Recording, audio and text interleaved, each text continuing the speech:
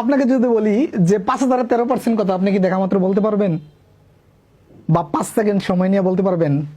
যদি না পারেন, এই ভিডিওটি আপনার জন্য। আজকে ভিডিওটি দেখার পরে আপনি 5 সেকেন্ডে বলতে পারবেন এটা, এবং বেসিকটাও আমি জানিয়ে দিব যে কিভাবে বেসিক চিন্তা থেকে এই জিনিসটা আসলো। খেয়াল করেন যে 5,000 13%, এই দুটো সংখ্যা গুণ করবেন। এই দুটো সংখ্যা গুণ করলে কত হয়? 5 13 65, তারপরে এই 3 শূন্য, তার মানে গুণ করলাম 5,000 আর 13 গুণ করলাম।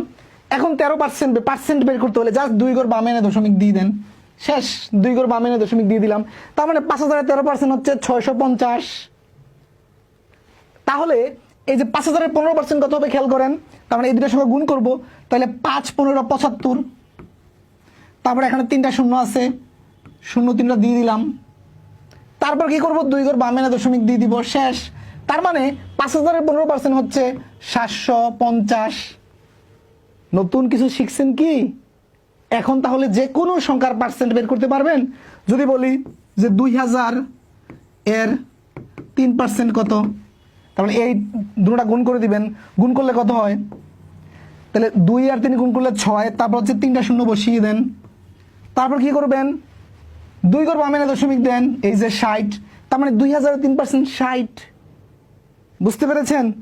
আপনি যদি শতকরার এরকম ভাবে সহজে পার্সেন্টেজটা বের করতে পারেন, তাহলে কোন কোন অঙ্কে আপনি খুব বেশি এগিয়ে থাকবেন খেয়াল করেন। শতকরার চ্যাপ্টার রয়েছে বিশাল একটা, শতকরা চ্যাপ্টারে এগিয়ে থাকবেন। তারপরে লাভ ক্ষতির অঙ্কে হচ্ছে পার্সেন্টেজ বের করা লাগে, ওখানে এগিয়ে থাকবেন। সুদ কষার অঙ্কে পার্সেন্টেজ বের করা লাগে, ওই জায়গায় এগিয়ে থাকবেন। এছাড়া জ্যামিতির অনেক অঙ্কে পার্সেন্টেজ বের করা লাগে। অনেকে বলতে পারেন, ভাই জ্যামিতির কোন অঙ্কে পার্সেন্টেজ বের করা লাগে? বলা থাকে না যে একটি আয়তক্ষেত্রের দৈর্ঘ্য 10% বৃদ্ধি করা হলো, প্রস্থ 5% হ্রাস করা হলো, তখন ওখানেও পার্সেন্টেজের ব্যাপার আছে। তার মানে পার্সেন্টেজ বের করতে পারলে আপনি খুব সহজেই অঙ্কে সমাধান বের করতে পারবেন।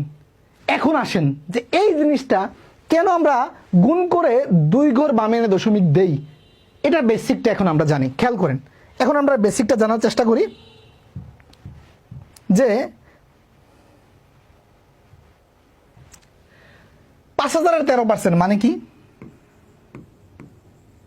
5,000 এর 13%। আচ্ছা, তার মানে আমি এটাকে লিখতে পারি, এর মানে তো আপনারা জানেন যে গুণের মতো কাজ করে। আর এই 13, তারপর হচ্ছে এই পার্সেন্টের জন্য আমরা এরকম লিখতে পারি যে নিচে 100 দিয়ে উপরে 1, পার্সেন্টের জন্য এইভাবে লিখতে পারি, তাই না? এখন দেখেন ঘটনা কি হচ্ছে, এই এর তো গুণ, তার মানে এটা গুণের মতো।